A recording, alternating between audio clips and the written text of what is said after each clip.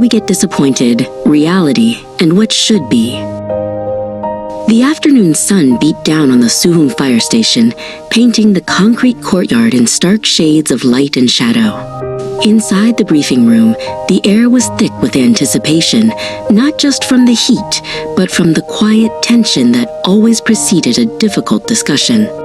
Officer Awudu stood at the front, his gaze sweeping over the familiar faces of his team. "Comrades," he began, his voice steady but carrying the weight of his words.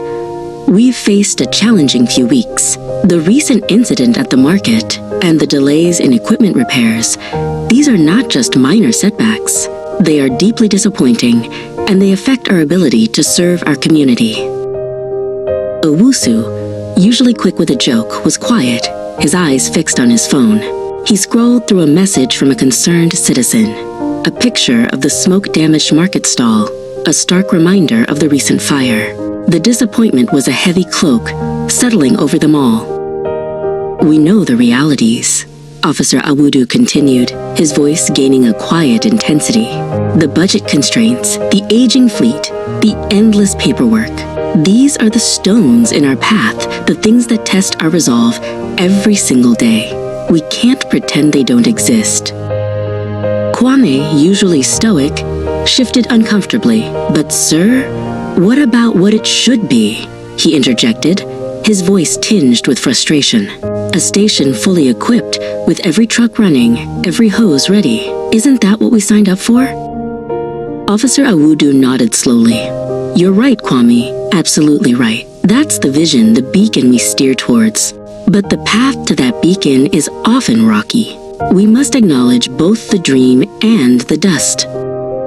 Amma, who always carried a small, polished brass bell from an old fire engine, gently touched it. "Perhaps the disappointment is a fire itself," she mused softly.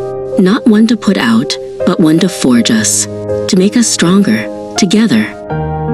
Officer Awudu's eyes lit up. "Precisely, Amma. This isn't about finding fault. It's about understanding the gaps, the cracks in the foundation, and then, together, laying new bricks. It's about turning frustration into fuel."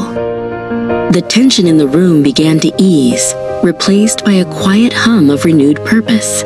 Ideas started to flow, a new training schedule, a community outreach program to raise awareness and support, a plan to meticulously document equipment needs. The shadows in the room seemed to soften. The disappointment hadn't vanished, not entirely, but it had transformed. Like a stubborn ember, it now glowed with the promise of a brighter, more resilient future for the Suhum Fire Service, forged in the heat of shared challenges and collective hope.